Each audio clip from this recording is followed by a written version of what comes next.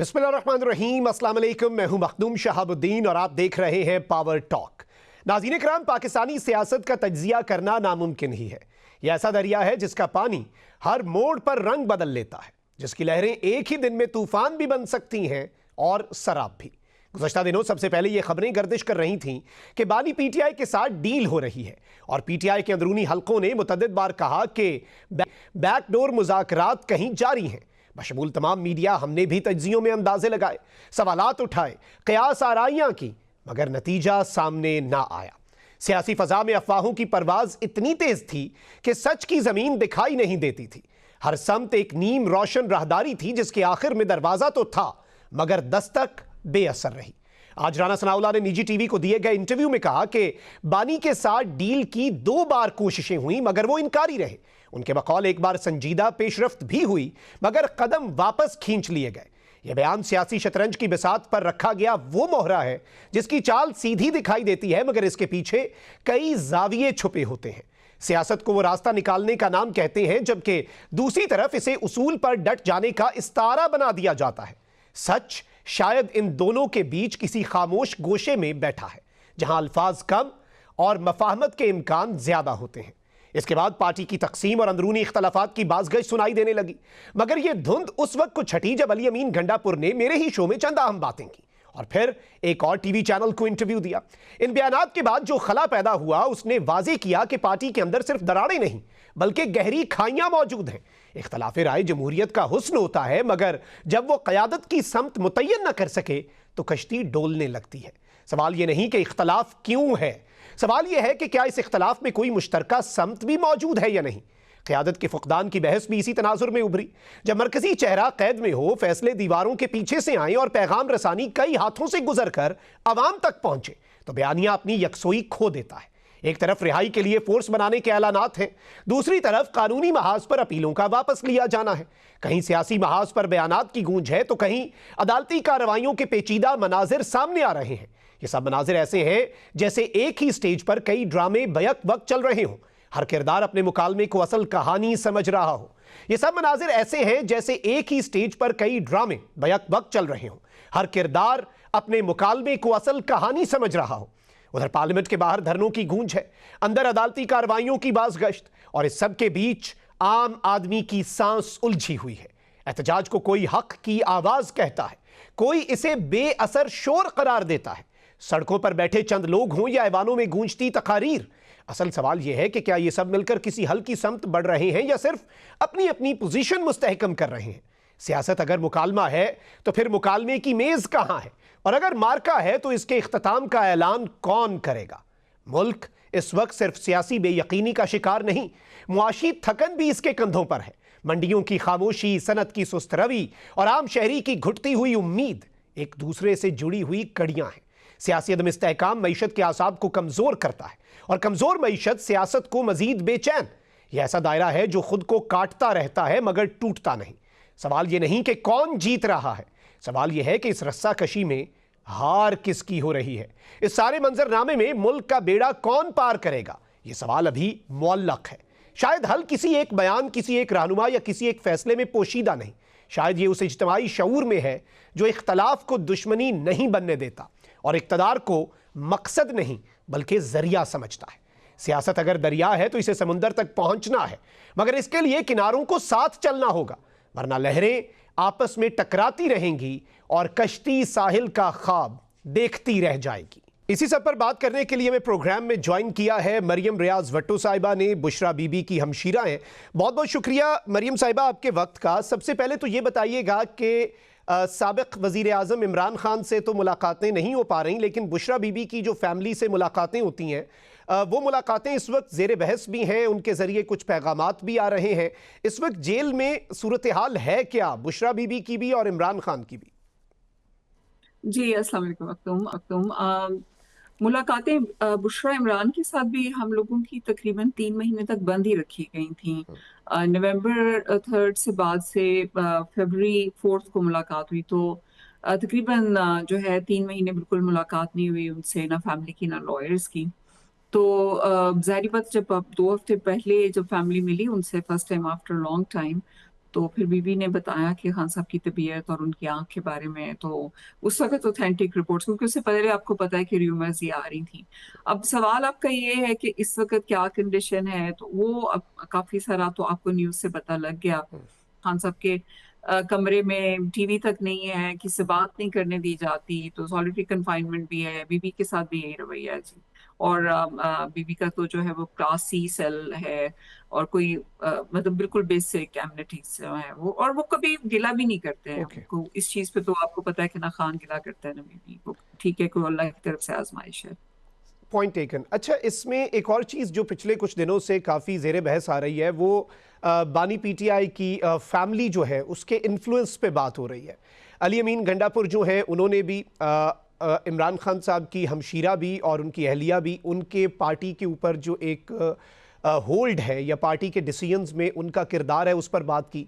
शेर अफजल मरवत साहब ने भी कल हमारे प्रोग्राम में ये बात कही कि 85% जो फैसले हैं वो बुशरा बीबी करती हैं, 10% अलीमा खानम करती हैं और 5% कोई सोशल मीडिया का प्रेशर या मेरिट पे फैसले होते हैं पार्टी के। आपको क्या लगता है इसमें कितनी हकीकत है? अगर लॉन्च किया जा रहा है अली अमीन साहब को दोबारा, मरवत साहब को, इट्स वेरी सैड। खान साहब ने उन पे बहुत ट्रस्ट किया, खान साहब ने उनको बहुत इज्जत दी उनको, इसलिए खान साहब का जो है इस हालत में उनकी और किसी चीज पे बात ही नहीं करनी चाहिए। ये बात की बातें कि कौन कितना कर रहा है, आपको पता है कि र्यूमर्स हैं, वो बनाई गई बातें होती हैं, but the real topic is not this at all. Real topic is कि आपका नेशनल हीरो, आपका लीडर, जो एक्चुअल आपका प्राइम मिनिस्टर है, उसके साथ जेल में कितना इनह्यूमन ट्रीटमेंट हो रहा है, उनकी वाइफ के साथ कैसा हो रहा है, बाकी कैदियों के साथ क्या, that is the real issue. मेरे लिए बाकी लोग कोई माने नहीं रखते हैं, टू बी ऑनेस्ट। ठीक हो गया। अच्छा, पार्टी का जो इस वक्त एक पार्टी की पॉलिसी है या पार्टी का रद्द अमल इसको लेकर जो है वो भी सोशल मीडिया की डिबेट का हिस्सा बन रहा है कि पार्टी जो है वो मुंतशिर है और पार्टी कोई डिसीजन ले नहीं पा रही और बहुत से फरीक़ैन हैं, बहुत से स्टेक होल्डर्स बहुत ज़्यादा हो चुके हैं। तो इसमें आपको लगता है कि बानी पीटीआई और उनकी अहलिया के लिए पार्टी जो है वो प्रेशर बिल्ड करने में इस तर्ज अमल के साथ जिस तरह से पार्टी अभी चल रही है फ़िलहाल, क्या वो कामयाब हो पाएगी? स्ट्रॉन्ग लीडरशिप जो होती है वो एक ऑर्गेनाइजेशन हो, पार्टी भी एक ऑर्गेनाइजेशन होती है। Strong leadership is a must. अब गौहर साहब को और सलमान साहब को ये डिसाइड करना है।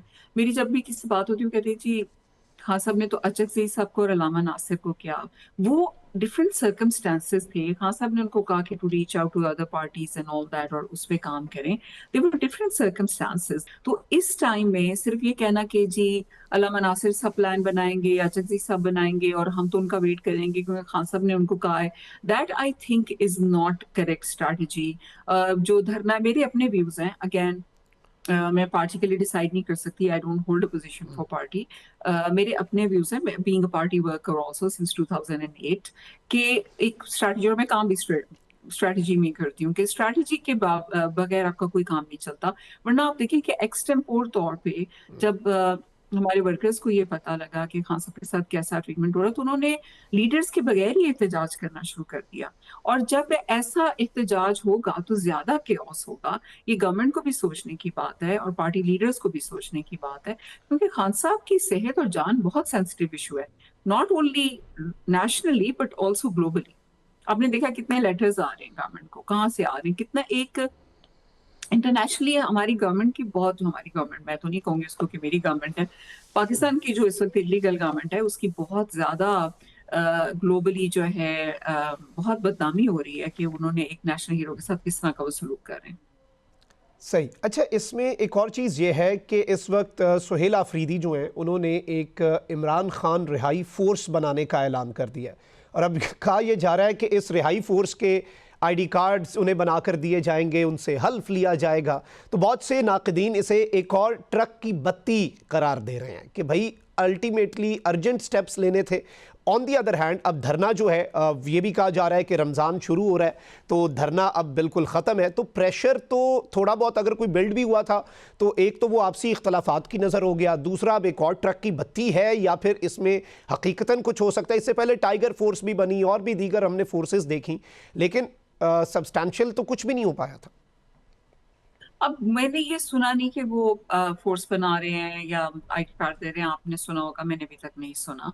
ये तो बड़ी एक लॉन्ग टर्म प्लानिंग है। खान साहब की जो जान को खतरा है वो तो बड़ा इमीडिएट और बहुत क्रूशल और बहुत अर्जेंट है। It can't wait for the ID cards to be printed. And force तो हमारी है ना, जो वर्कर्स हैं वो फोर्स ही है खान साहब की, वो सब वर्कर्स फोर्स हैं, अपनी जान देने को तैयार है खान साहब के लिए। वो तो एक कॉल के मुंतजर रहे, नहीं हुई तो खुद ही निकल आए। इसमें अब वही बात है कि धरना खत्म, रमजान में तो और हमें एक जहद करने की, स्ट्रगल करने की, रमजान हमें तलकीन करता है। और रमजान शरीफ में तो आप इस अपनी स्ट्रगल को जारी रख सकते हैं। रमजान शरीफ हमें किसी ऐसी चीज से तो नहीं रोकता। देखिए खान साहब की एक जान इस वक्त जो है, इस चीज को इनको बहुत हाईलाइट करना चाहिए लीडर्स को। अभी भी टाइम नहीं गया है, लेकिन अगर इसको भी इन्होंने नॉर्मलाइज कर दिया तो फिर खान साहब की जान को बहुत ज्यादा खतरा है। और इस सब का बर्डन इन लोगों के ऊपर है जो इस वक्त लीडरशिप पोजीशन पे। Again I know they are in tough seats, I know उनमें से कुछ लोग, ज्यादातर लोग ये कोशिश करते हैं और चाहते हैं कि केओस ना हो, दूसरी तरफ वाले लोग जो है वो आराम से बात मान लें। लेकिन मुझे नहीं लगता कि जो दूसरी तरफ आपके डिसीजन मेकर्स हैं उनको अंदाजा है कि या वो केओस को अवॉइड करना चाहते हैं या उनको पाकिस्तान का कोई इतना ख्याल है। मुझे लगता नहीं है ये। अगर लगता होता तो वो कब से जो है इमरान खान साहब को जो है हॉस्पिटल शिफ्ट कर चुके होते और प्रॉपर मेडिकल केयर देते। एक तो उनको बेगुनाह कैद किया हुआ है, ऊपर से मेडिकल केयर भी नहीं प्रोवाइड कर रहे हैं अच्छा, एक प्रॉपर। और खबर जो है वो पिछले कुछ दिनों में गर्दिश कर रही थी कि कोई डील की कोशिश हो रही है और ख़ान साहब को आमादा करने के लिए किरदार अदा किया जा रहा है, और इसमें बुशरा बीबी भी उन्हें आमादा कर रही हैं। आज़म सवाती साहब का नाम जो है वो रीसर्फेस हुआ, और इसे डील कह लें, सेटलमेंट कह लें, या फिर रिलीफ कह लें, या फिर अस्पताल मुंतकिली कह लें, या फिर बाहर अल्टीमेटली जाने की तरफ। तो क्या इस तरह की कोई चीज़ इस वक्त डिस्कशन में है? कोई ऐसे इम्कानात हैं? क्योंकि ऑब्वियसली पैगाम रसानी अगर हो रही है तो उसमें क्या वो जो फैमिली से अभी मुलाकातें बुशरा बीबी की शुरू हुई हैं, क्या इसे भी उस इक्वेशन में डाला जा सकता है? मेरी फैमिली की एक बात है कि वो कभी भी कोई सियासी टॉपिक पे जब वो बीबी से मुलाकात होती है तो वो नहीं करते। आपने कभी उनको देखा भी नहीं होगा। हालांकि वो हर मंगल को जब बुशरा वो अलीमा आपा वगैरह बैठ होते थे वहां, तो हमारी फैमिली भी वहां पर होती है, लेकिन वो लोग बात नहीं करते। और जो भी है बुशरा बीबी के लिए जो है वो फिर जाहिर बात है, मुझे उनका पैगाम आता है तो मैं अपनी बहन के हक में बोलती हूँ, जो मेरा फर्ज है। उन्होंने जब 3 महीने, आपको पता है मैंने बताया, मुलाकातें रुकी रही। उसके बाद 2 हफ्ते पहले जब मुलाकात हुई तो उस दौरान में बीबी से किसी की भी, लॉयर, पार्टी लीडर तो वैसे भी वो मिलती नहीं है, किसी की मुलाकात नहीं हुई। तो आजम सवाती साहब का कहाँ से आ गया नाम मुझे नहीं पता। फिर अभी जब मेरी फैमिली की, तो मैंने उनसे दोबारा कहा कि ऐसे र्यूमर्स फैला रहे हैं लोग, तो आपकी किससे कोई बात हुई? क्योंकि जाहिर बात है वो जेल में है, हमको कोई मिलने जा सकता है, हमें तो नहीं पता लगेगा। तो उन्होंने कहा कि उनकी कोई इससे बात नहीं हुई और पार्टी के लिए जो भी डिसीजन होगा वो खान साहब खुद ही करेंगे। और वो हमेशा यही कहती है कि जो डिसीजन होगा वो खान साहब खुद ही करेंगे। देखिए मतलब अगर इन्होंने कोई डील लेनी होती, कहीं स्मूव होना होता, तो बुशरा भी आपको पता है बनी गाला में थी। अगर उतना उनको शौक होता कि वो बनी गाला जाए तो वो करके, पिटिशन जेल में करके, केस करके वो जेल क्यों आती? और अभी 2 साल हो गए हैं उनको, उसमें से सिर्फ 1.5 महीना वो बाहर आई। तीसरा रमजान है उन दोनों को जेल में। डील करनी होती है। अभी अब खान साहब की आंख, अभी आपको पता है सलमान सफदर मिल के आए, उन्होंने कहा मुझे डील चाहिए, बिल्कुल नहीं। उन्होंने सिर्फ कहा कि प्रॉपर मेडिकल केयर चाहिए और मेरे अपने फिजिशियंस को भेजे, क्योंकि इन्होंने जो मेरे टेस्ट किए हैं मुझे उन पर यकीन नहीं है कि जो रिजल्ट देंगे, और मेरे अपने फिजिशियंस को भेजे। That was all he asked for. अच्छा देखें, अगर प्रेशर भी बिल्ड अप होता है और प्रेशर बिल्ड करने के बाद भी एक मेज़ पे बैठना पड़ना है, मुज़ाकरात होने हैं, शायद दोनों साइड्स को कुछ न कुछ नरमी लानी पड़नी है। एक साइड को अपने इक़दामात में, अगर हम हुकूमत की बात करें, और पाकिस्तान तहरीक इंसाफ को शायद अपने बयानिए में कुछ नरमी लानी पड़े। CBMs भी बड़े ज़रूरी होते हैं और उसका वज़न जो है वो गवर्नमेंट पर ही होता है। इसमें तो कोई दूसरी राय नहीं है कि इसका आगाज़ भी गवर्नमेंट को करना चाहिए। बड़ेपन का मुजाहरा भी हुकूमत ही करती है, अपोजिशन से आप ये एक्सपेक्ट भी नहीं करते। लेकिन इस वक्त फैमिली जो है उसका मुतालिबा क्या है? और अगर हम स्पेसिफिकली बुशरा बीबी के हवाले से बात करें तो इस वक्त फैमिली क्या चाहती है और क्या ऐसे इक़दामात गवर्नमेंट करे जिससे बर्फ़ पिघल सकती है? अल्टीमेटली तो बैठना है ना, लड़ाई के बाद भी बैठना तो आपको एक मेज़ पे ही पड़ता है। जब जंगें होती हैं दुश्मनों से होती हैं तो उस पे भी बैठना पड़ता है। हमेशा हम लोग ये कहते हैं कि ये तो पाकिस्तान की भी बात करनी है, सिर्फ खान साहब और बीबी की बात नहीं है। ये जो पॉलिटिकल इस वक्त इंस्टेबिलिटी है, इट्स कॉस्टिंग पाकिस्तान। तो पाकिस्तान के 250 मिलियन लोगों की लाइफ की बात है। तो उसके लिए जैसे आपने कहा कि जो गवर्नमेंट है उसको सीबीएम्स करने चाहिए। बुशरा इमरान की जहाँ तक बात आती है, आपको पता है कि जो उनको लास्ट कन्विक्शन हुई उसमें उनके खिलाफ कोई ऐसा एविडेंस भी नहीं था, लेकिन इतने महीने हो गए उनकी बेल की एप्लीकेशन नहीं लगती। सेम विद खान साहब, क्योंकि उनको पता है कि केस में सब्सटेंस नहीं है, केस चलेगा तो केस फारिग हो जाएगा, इसलिए केस लगाया ही नहीं जाता। तो ये हमारी जुडिशरी ट्रुथलेस हो गई है बिल्कुल।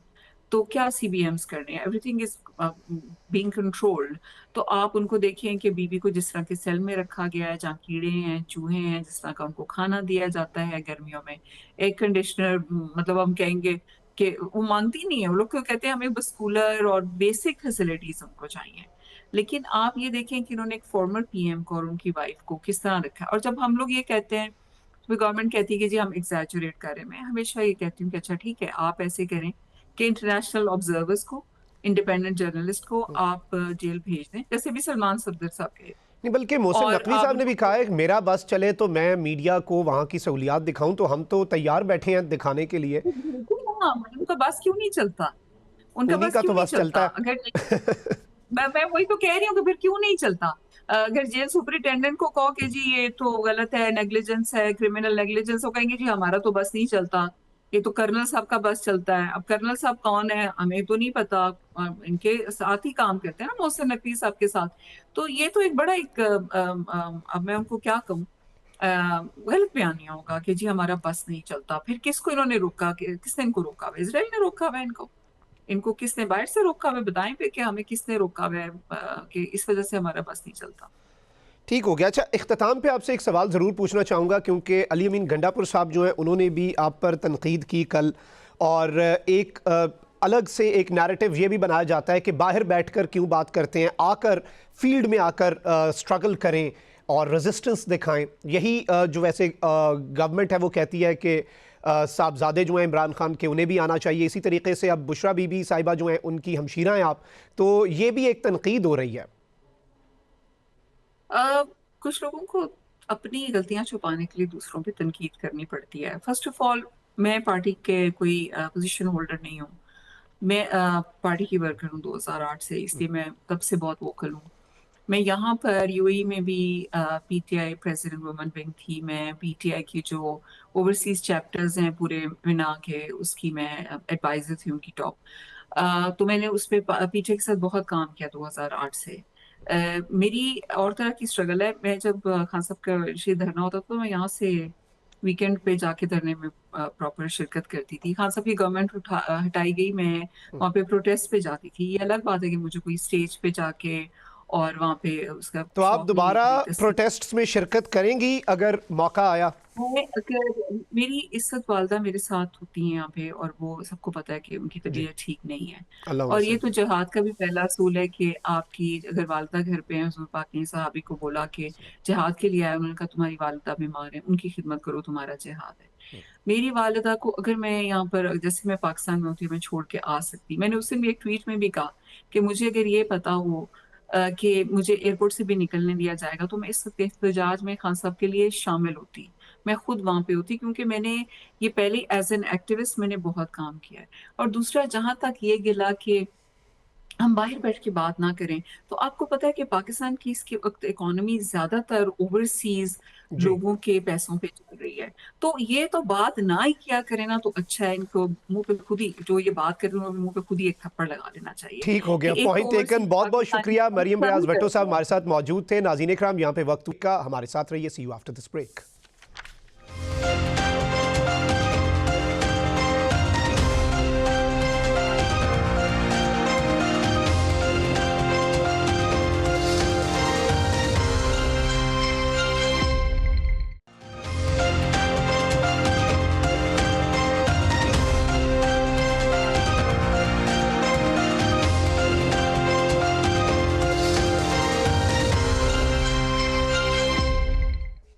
Welcome back after the break. नाज़रीन इकराम, इस वक्त प्रोग्राम में हमें ज्वाइन किया है सीनियर सहाफ़ी और तज्ज़ियाकार हसन अयूब साहब ने। स्टूडियोज़ में मेरे साथ मौजूद हैं सीनियर सहाफ़ी और तज्ज़ियाकार क़मर ज़ैदी। आप दोनों का बहुत बहुत शुक्रिया। हसन अयूब साहब, आपकी जानिब आऊँगा। सुहेल आफरीदी साहब ने तनकीद के बाद इमरान खान रिहाई फोर्स बनाने का फैसला कर लिया और कहा यह जा रहा है कि इस रिहाई फोर्स से हल्फ भी लिया जाएगा, इनके कार्ड्स भी बनाए जाएंगे। इसे एक और ट्रक की बत्ती समझा जाए पीटीआई के लिए या फिर इम्पैक्ट क्रिएट कर पाएंगे अफरीदी साहब? बहुत शुक्रिया। देखें, बात यह है कि सुहेल आफरीदी साहब की पुलिस ने रात के अपने डंडे उठाए और जितनी कमर उनको जो कमर उनके जद में आई उसको तोड़ दिया और अपने डंडों को भी उन कमरों पर तोड़ दिया, जो कि इस वक्त जो एहतजाज के लिए इमरान खान की रिहाई के लिए बैठे हुए थे मुख्तलिफ शाहराहों के ऊपर, यानी स्वाबी इंटरचेंज के ऊपर जो दावे किए गए कि ये आपकी हुकूमत है, फिर उन कारकुनान की हुकूमत के अंदर ही पुलिस ने अपने डंडे चलाए और कारकुनान के ऊपर जो है वो खूब बरसाए। तो बात यह है कि इसका तो बड़ा नेगेटिव इम्पैक्ट गया पीटीआई हुकूमत के ऊपर और कारकुनान के। ये आपने यकीनी तौर पर ये बयान सुने होंगे जिसमें वो कह रहे थे कि जब तक ये हुकूमत मौजूद है तब तक इमरान खान रिहा नहीं हो सकते। अब उसी को बेसिकली जब ये बैकलैश आना था अवाम की तरफ से, तो उसको काउंटर करने के लिए इमरान खान रिहाई फोर्स का मंजन ले आए सुहेल आफरीदी साहब। अब बुनियादी बात यह है कि अमली तौर पर इमरान खान की रिहाई के लिए जो कारकुनान सड़क पर आ चुके थे उनको तो डंडे मार के आपने भगा दिया और फिर एक नई फोर्स तश्कील देने की जो है वो एक कहानी सुना दी। तो ये वो अलिफ लैला की कहानियां हैं जिनका मकसद सिर्फ दिल को बहलाना है। अमली तौर के ऊपर ना ये फोर्स है, ना इस फोर्स का कोई ऑब्जेक्टिव होगा और ना इससे कोई ना कोई किसी तरीके से इमरान खान की रिहाई के लिए कोई किरदार अदा करना है। ये मैं यकीन से बात कर सकता हूं। और इमरान खान की रिहाई के लिए ना ही पाकिस्तान तहरीक इंसाफ की इस वक्त मौजूदा क़यादत संजीदा दिखाई दे रही है और जो अली अमीन गंडापुर बातें कर रही हैं वो सच बातें कर रहे हैं। अच्छा, अली अमीन गंडापुर साहब ने सुहेल आफरीदी साहब के हवाले से भी बात की और बाकी अलीमा खान का जो किरदार है उस पर उन्होंने बहुत ज़्यादा बात की है। बल्कि कल शेर अफजल मरवत साहब ने हमारे प्रोग्राम में कहा है कि 85% पीटीआई के फैसले जो हैं वो बुशरा बीबी ले रही हैं, 10% अलीमा खान और 5% सोशल मीडिया का प्रेशर, मेरिट या कोई और बाकी फैक्टर्स मिसलेनियस। तो आपको क्या लगता है कि इस वक्त क्या पीटीआई इसी तरह से ऑपरेट कर रही है? नहीं, तहरीके इंसाफ के अंदर जो सूरत हाल है, ये मौजूदा सूरत हाल, ये ज्यादा वक्त बरकरार नहीं रहेगी। मखदूम साहब, बात ये है कि आने वाले दिनों के अंदर मैं बहुत जल्द देख रहा हूं कि अलीमा खानम को जो 26 नवंबर वाला इंसानी दहशतगर्दी की अदालत वाला मुकदमा है उसमें सजा हो जानी है।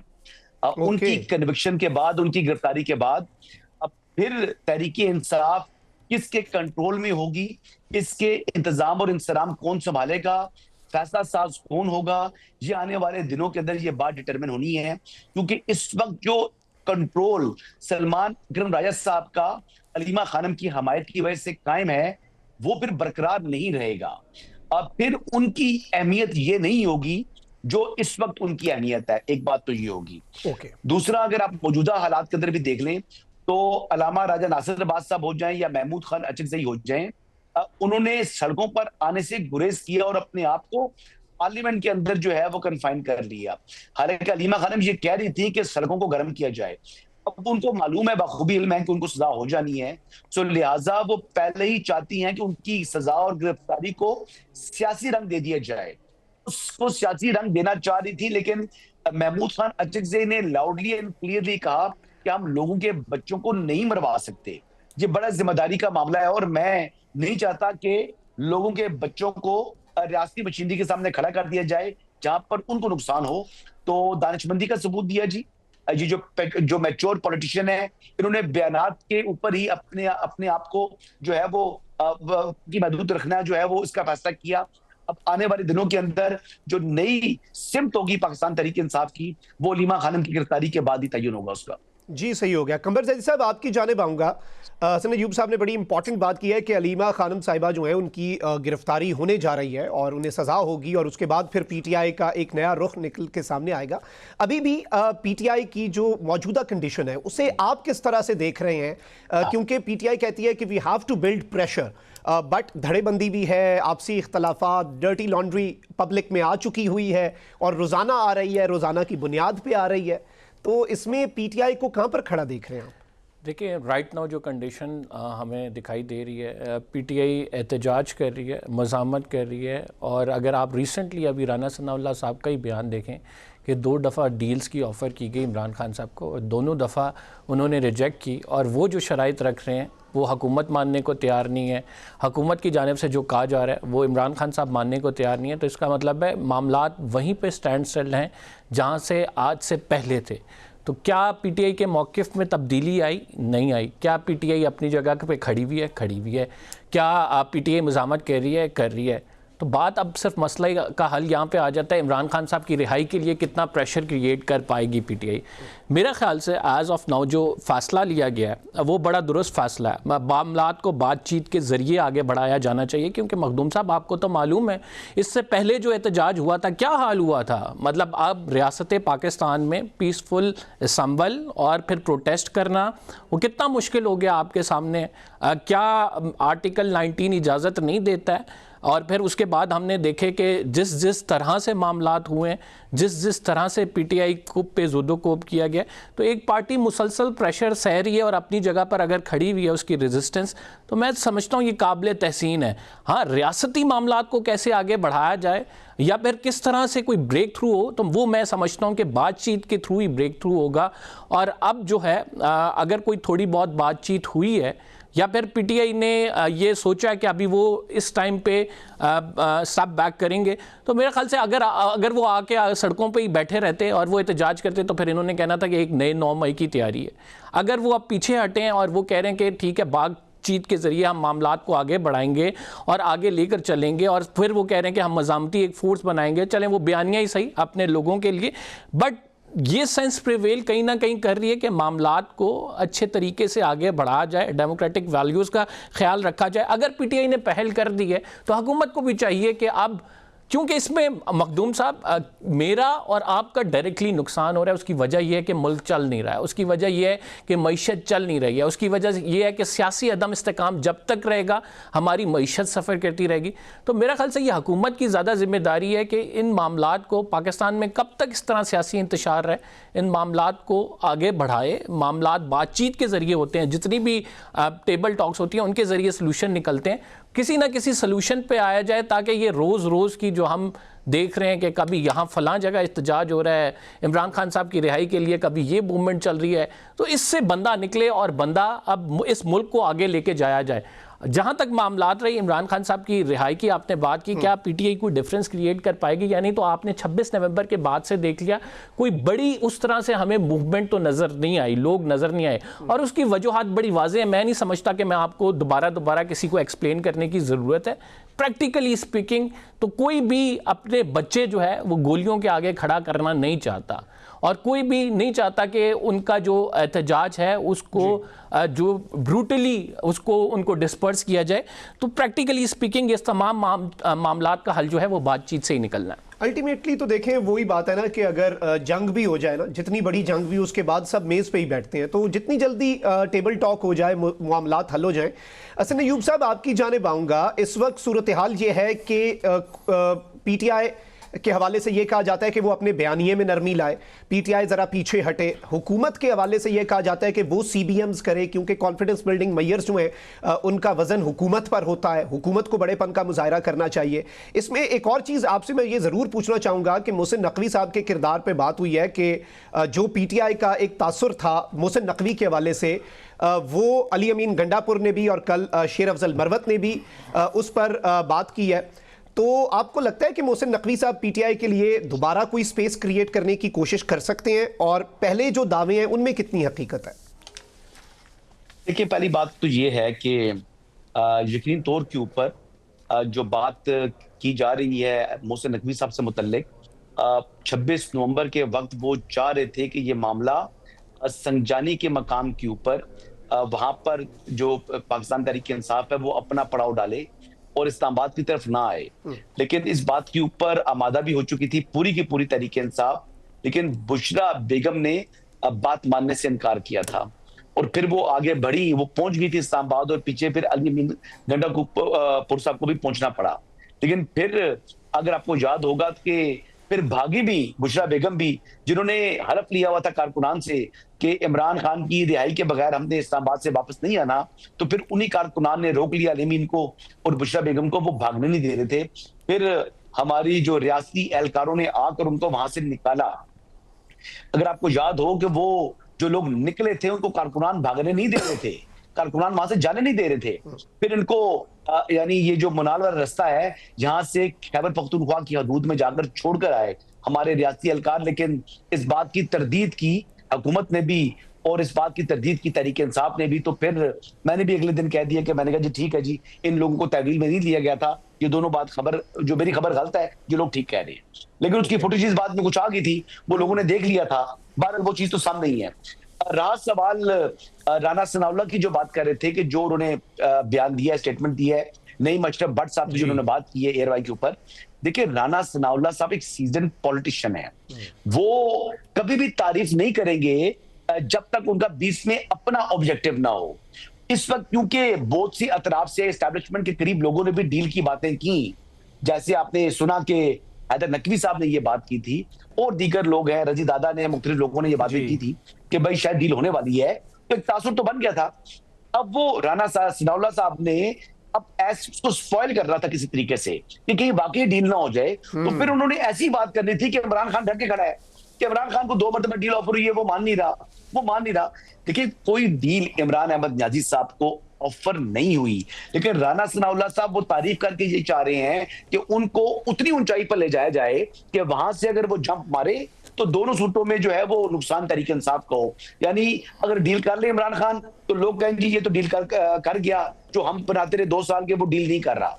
लेकिन ग्राउंड रियलिटी ये है कि इमरान अहमद नियाजी साहब को आज तक कोई डील ऑफर नहीं हुई।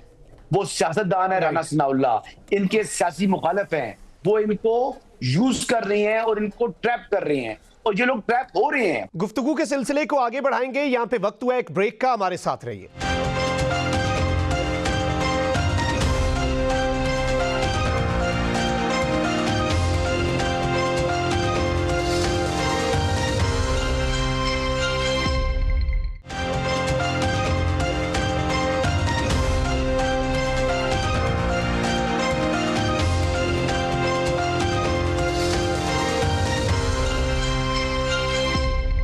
Welcome back after the break. हमारे साथ मौजूद हैं हसन अयूब और कंबर जैदी। गुफ्तगू के सिलसिले को आगे बढ़ाते हैं। अगर डील होती है, जस्ट इन केस, अभी तो डील आप कह रहे हैं ऑफर नहीं की गई, लेकिन अगर डील होती है तो उसमें नुकसान हुकूमत का होगा अगर पीटीआई और एस्टैब्लिशमेंट एक पेज पे आते हैं। उसमें अगर देखिए जी, एक बात तो मैं बड़ा आपको लाउडली और क्लियरली बता दूं, इमरान अहमद नियाजी साहब 9 मई के प्रिंसिपल एक्यूज हैं। जीएचक्यू हमला केस के अंदर जो है वो केस उनके ऊपर स्टार्ट हो चुका है जी। क्या ये मुमकिन है कि डीजीआईसीआर ने पब्लिकली आकर बोला था कि पब्लिक अपॉलॉजी करनी होगी, उसके बाद आपको अपने मुकदमात आईन और कानून के मुताबिक भुगतने होंगे, क्योंकि concept of repentance is driven from Islam, कि आपने माफी और तौबा की गुंजाइश दी हुई है, तो माफी तक नहीं मांगी तहरीक इंसाफ ने 9 मई के ऊपर, तो किस तरीके से डील हो सकती है? और 9 मई के जिन लोगों को सजाएं हो चुकी हुई हैं वो लोग तो एब्सकॉन्डर है, इस टाइम खैबर पख्तूनख्वा के अंदर रिजाइड कर रहे हैं। तो जो ये समझ रहा है कि 9 मई रियासत पाकिस्तान ने बुला दिया या फौज पाकिस्तान ने बुला दिया, वो उनकी यानी गलत फहमी है। मैं बड़ी क्लियरली, कैटेगोरिकली, लाउडली बता रहा हूं कि किसी किस्म की कोई डील आज तक इमरान खान साहब को ऑफर नहीं हुई और ना ही ऑफर होगी जब तक पब्लिक अपॉलॉजी नहीं करते 9 मई के ऊपर। इससे काम कोई ना बात हो सकती है ना होगी, और जब तक पब्लिक अपॉलॉजी नहीं है तब तक कोई डील ऑफर नहीं है। जो ये बातें कर रहे हैं, चाहे वो वजीर है चाहे कोई मशीर है, वो हवाई फायरिंग कर रहा है, अमली तौर के ऊपर इसकी कोई हकीकत नहीं है। ठीक हो गया। कंवर जैदी साहब, आपकी जानिब आऊंगा, इस पर आपकी भी इनपुट जरूर लूंगा कि इस वक्त अगर डील की जिस तरह से बातें हो रही हैं, राना सनाउल्लाह साहब, मैं डील पर आता हूं। पहले सबसे पहले जो 26 नवंबर की हसन ने बात की, देखिए 26 नवंबर हुआ, ठीक है, उस टाइम पे बुशरा बीबी ने इंटरवीन किया, वो मामलात नहीं हो सके, मामलात करना चाह रहे थे, कोशिशें हो रही थी, चलें 26 नवंबर गुजर गया, अभी एक प्रोटेस्ट शुरू हुआ, वो प्रोटेस्ट ख़त्म हो गया, पीटीआई ने चलें स्टेप बैक किया, अब कर लें, अब कोई कोशिशें कर लें, अब जो है बात बना लें, अब सियासी मुखालफीन एक साथ बैठ जाएं, अब मना लें, अब कर लें कोशिशें। पहले तो चलें 26 नवंबर को नहीं हुई, सब 26 नवंबर की तारीख हमारे सामने मौजूद है। दूसरी डील्स की बात की तो हुकूमत ने, मैं आता हूं हसन भाई आपकी तरफ आता हूं। मैं एक मिनट नहीं, अभी वो बात सारी रह जाएगी, फिर मैं कंबर को 1 मिनट का रिस्पॉन्ड करना चाह रहा हूं। जी प्लीज। जी हसन, देखिए कंबर, आप देखिए मेरे साथ हमने काम भी किया सुप्रीम कोर्ट में। मैं आपको ये बताऊं कि सियासतदान का आखिरी हथियार होता है सड़क गर्म करना। तहरीके इंसाफ ने अपनी कार्ड को 6 मरतबा एग्जॉस्ट कर चुकी है, सड़क को गर्म करने वाली। वो बेसिकली पहले मुज़ाकरात की जाती हैं, मुज़ाकरात नाकाम हो, आप आते हैं फिर सड़क को गर्म करते हैं। अभी आपने सड़क वाला ऑप्शन एक्सरसाइज करके आप इतनी कमजोर विकेट पर आ चुके हैं कि हुकूमत ने आपके धरनों को एसपी लेवल पर डील किया है। तो अब मुज़ाकरात के हवाले से अगर आप बैठेंगे भी तो आप जो है आपकी पोजीशन बड़ी कमजोर होगी। तरीके इंसाफ की जो सियासत है वो उल्टी सियासत है और उसका नुकसान तो खुद को खुद पहुंचाते हैं। हसन नहीं, बात यह कि जब हम उस टाइम पे जस्टिफिकेशन देते हैं कि उस टाइम पे हम निगोशिएशन करना चाह रहे थे, बुशरा बीबी पे कहने पे हम रुक गए और उसकी बात यह है कि बुशरा बीबी ने फिर आगे से रचकर लेके आगे आ गई तो हमने नहीं कर सके। तो सर उस टाइम वो टाइम निकल गया। अब अगर अब की बात करें हसन हम, तो क्या हम अब नहीं बैठ सकते? क्या हम इस मुल्क के लिए अब नहीं आगे बात कर सकते?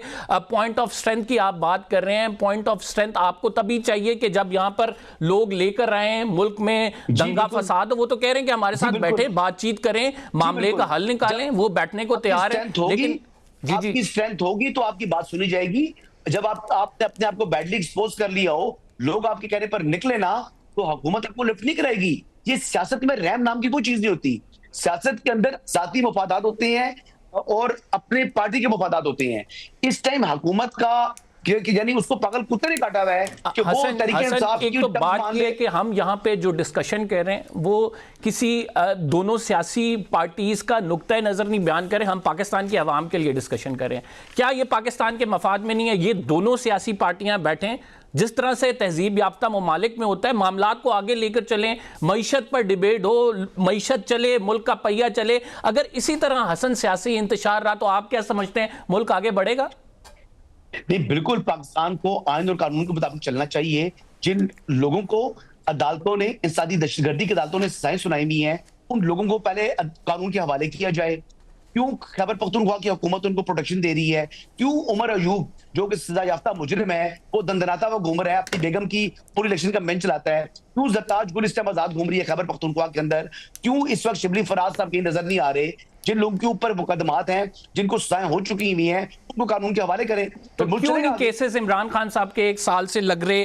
क्यों जो है एक पार्टी को दीवार से लगाया जा रहा है? क्यों हमारी तारीख जो है उसी तरह से रिपीट होती है जिस तरह से हम 75 साल से देख रहे हैं? क्यों दायरों का सफर जारी है? ये भी सवाल पैदा होता है। इमरान खान की जो इस वक्त अपील है उसकी रोटेशनल टर्न अप्रैल के बाद स्टार्ट होगी।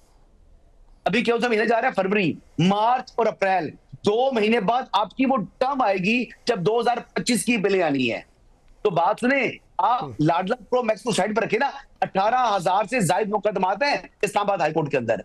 तो फिर 2024 की अपीलें चल रही है इस वक्त 2024 की अपीलों की समाअत हो रही है इस्लामाबाद हाईकोर्ट के अंदर। आप चाहते हैं कि उन 24 की अपीलों को साइड पर रखकर 2025 की अपील इमरान खान की लगा दी जाए। क्यों?